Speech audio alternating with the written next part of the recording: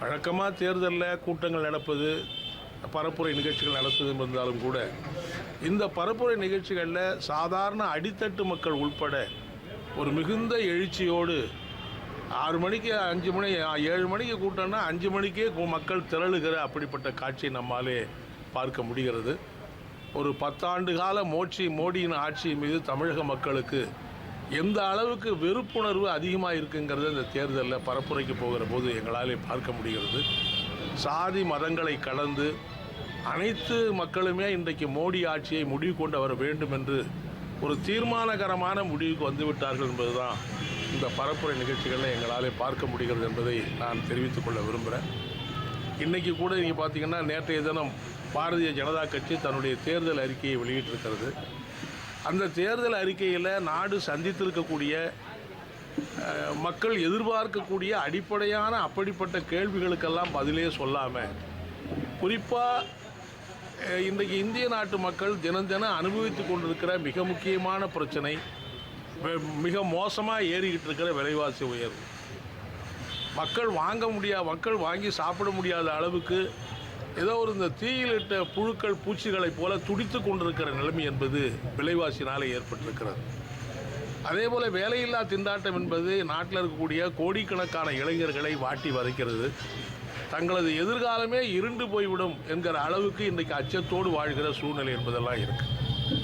இந்த மாதிரியான மக்கள் எதிர்பார்க்கிற 10 ஆண்டு காலம் தங்களது ஆட்சியில் செய்ய தவறி இருக்கிற அவைகளை பற்றி இந்த தேர்தல் அறிக்கையில் ஏதாவது சொல்லுவாங்கன்னு எதிர்பார்த்தா அதை பற்றியெல்லாம் ஒன்றும் சொல்லலை. அவங்க மிக முக்கியமாக இன்றைக்கி முன்மொழிகிறது என்னென்னா, ஒன்று ஒரே நாடு ஒரே தேர்தலை அடுத்த 5 ஆண்டுகளுக்குள்ளே நாங்கள் அமுலாக்குவோம்னு சொல்கிறாங்க. இப்போ நாடாளுமன்ற தேர்தல் நடந்தால் 5 வருஷத்துக்கு இந்த நாடாளுமன்ற உறுப்பினர்கள் பதவியில் இருக்கணும்.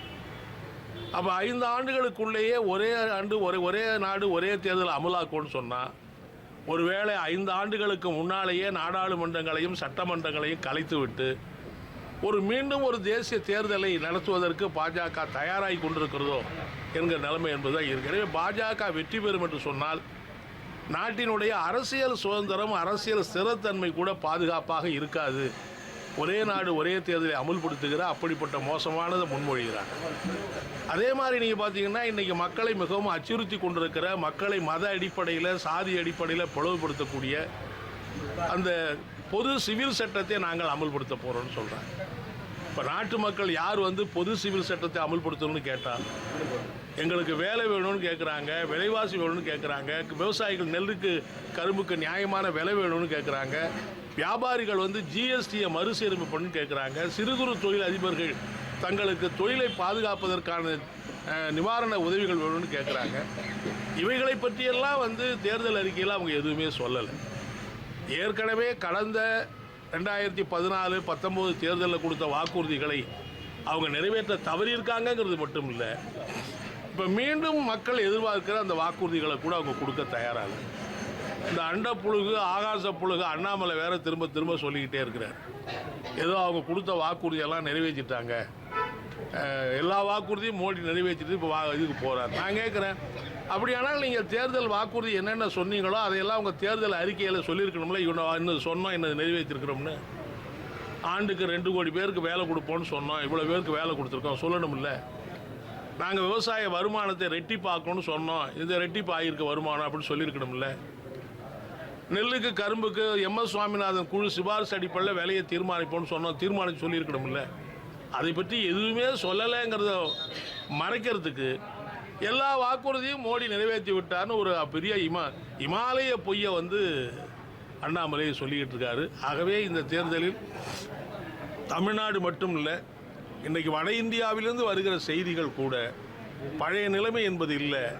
அநேகமாக வட இந்தியாவில் கூட பாஜக என்பது படுதோல்வி அடைகிற நிலைமை என்பது தான் ஏற்பட்டிருக்கு. தமிழ்நாடை தாண்டி தென்னிந்தியாவில் படுதோல்வி என்பது மட்டுமல்ல, வட இந்தியாவிலும் கூட பாஜக இன்றைக்கு படுதோல்வி அடையும் என்கிற நிலைமை என்பதுதான் ஏற்பட்டிருக்குங்கிறத இந்த நேரத்தில் பார்க்குறோம். எனவே நிச்சயமாக இந்தியாவில் உருவாகியிருக்கிற ஒரு மகத்தான கூட்டணி, இந்தியா கூட்டணி, ஜூன் மாதம் 4ஆம் தேதி மகத்தான வெற்றி பெற்று ஜூன் மாதத்தில் இந்தியா கூட்டணி ஆட்சி பொறுப்பை ஏற்க இருக்கிற ஒரு நல்ல சூழல், ஒரு நல்ல காலம் கனிந்து கொண்டிருக்கிறது என்பதை இன்றைக்கு நான் இந்த வாக்காளர் நான் தெரிவித்துக் கொள்ள விரும்புகிறேன். சிபிஐ?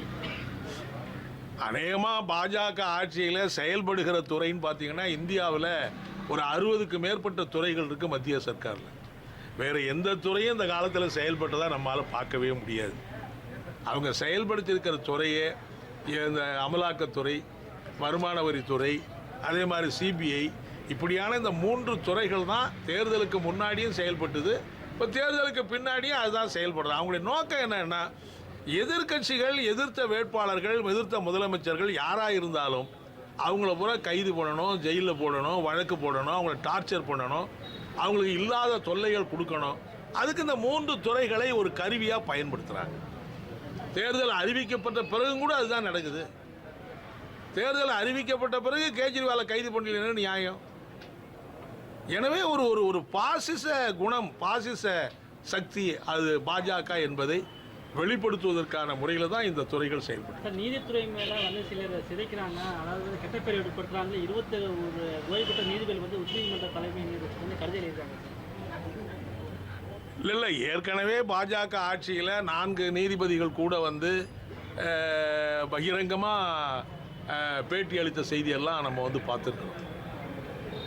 நீங்கள் என்னென்னா, ஒரு ஒரு ஒரு ஒரு ஒரு உச்சநீதிமன்றத்தினுடைய தீர்ப்பை அமுலாக்க வேண்டிய பொறுப்பு தான் ஒன்றிய அரசுக்கு இருக்குது. ஆனால் உச்சநீதிமன்ற தீர்ப்பு கொடுக்கறத கூட இவங்க எதையும் செயல்படுத்த மாட்டேங்கிறாங்களே. தேர்தல் ஆணையரை எப்படி தேர்ந்தெடுக்கப்படணும் ஒரு வழிகாட்டு நெறிமுறை அவங்க கொடுக்குறாங்க. அதை மீறி பாராளுமன்றத்தில் சட்டத்தை நிறைவேற்றி இவங்க இதாக்குறாங்க. அப்படின்னா உச்சநீதிமன்றத்துக்கு யாருக்கிட்டேருந்து ஆபத்து வருது? எதிர்கட்சிகள்கிட்டேருந்து ஆபத்து வர முடியுமா? இந்தியா கூட்டணி எங்கே போய் எந்த நீதிபதியை மிரட்டுறாங்க? முழுக்க முழுக்க நீதிமன்றத்துக்கும் நீதித்துறைக்கும் வந்திருக்கிற அச்சுறுத்தல் என்பது இன்றைக்கு இருக்கிற தேசிய ஜனநாயக கூட்டணி பாஜக அணியில் தான் அந்த மிரட்டல் வருது என்பது அதனுடைய உள்ளார்ந்த அர்த்தம்.